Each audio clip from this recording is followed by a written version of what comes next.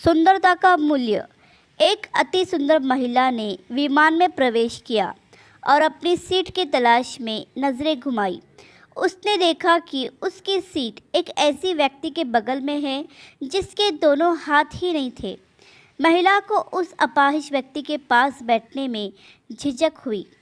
उस सुंदर महिला ने एयर होस्टेस से कहा, मैं इस सीट पर सुविधापूर्वक यात्रा नहीं कर पाऊंगी क्योंकि साथ की सीट पर जो व्यक्ति बैठा हुआ है उसके दोनों हाथ नहीं हैं।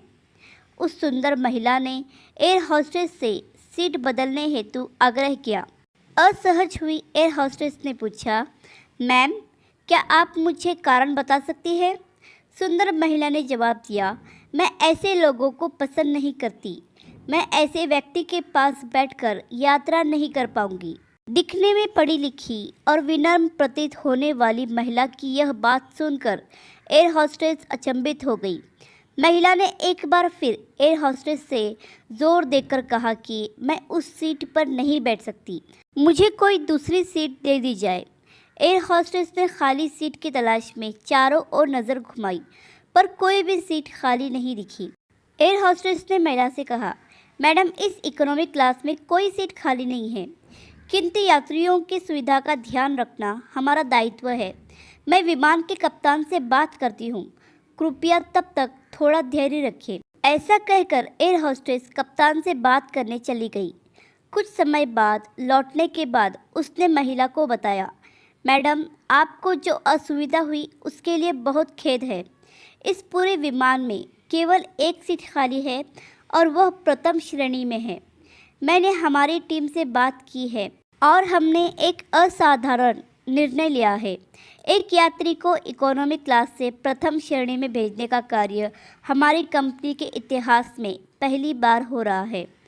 सुंदर महिला अत्यंत प्रसन्न हुई।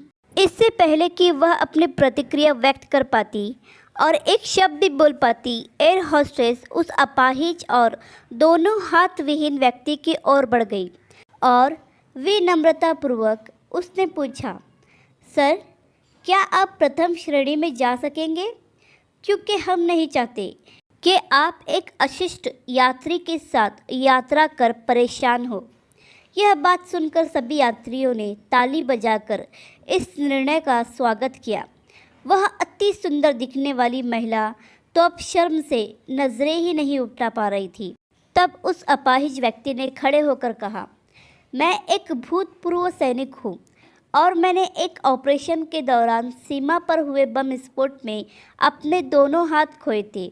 सबसे पहले जब मैंने इन देवी जी की चर्चा सुनी तब मैं सोच रहा था कि मैंने भी किन लोगों की सुरक्षा के लिए अपनी जान जोखिम में डाली और अपने हाथ खोए।